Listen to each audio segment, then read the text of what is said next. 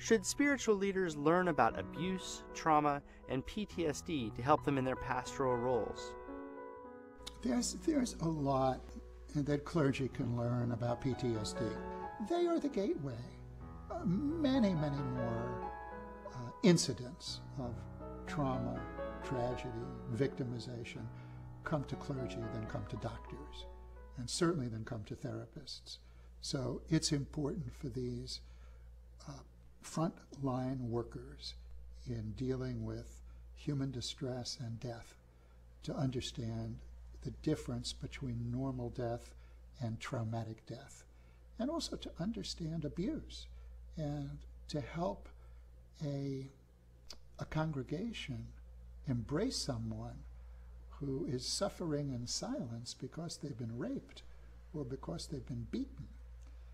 The churches are very good at dealing with death and helping families reconcile themselves to loss and celebrate life and faith at the time of death. They're very good at that, but not so good at dealing with hidden wounds.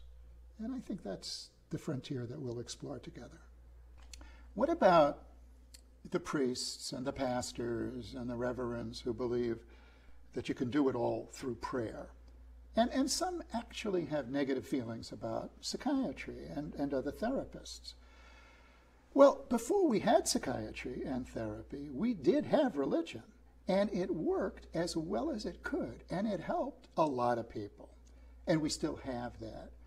But among religious people, there are those who see therapists and who testify to the effectiveness of therapy.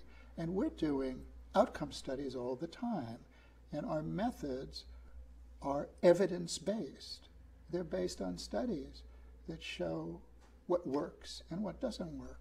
Therapy works. Medication, when used appropriately and professionally, works.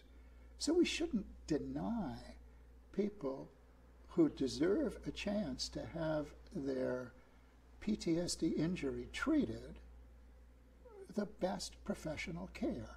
I would ask those out there who are practicing in a religious mode to do what they do, but also have some understanding that there are doctors, psychologists, social workers, psychiatric nurses, counselors who have tools of the trade that are effective.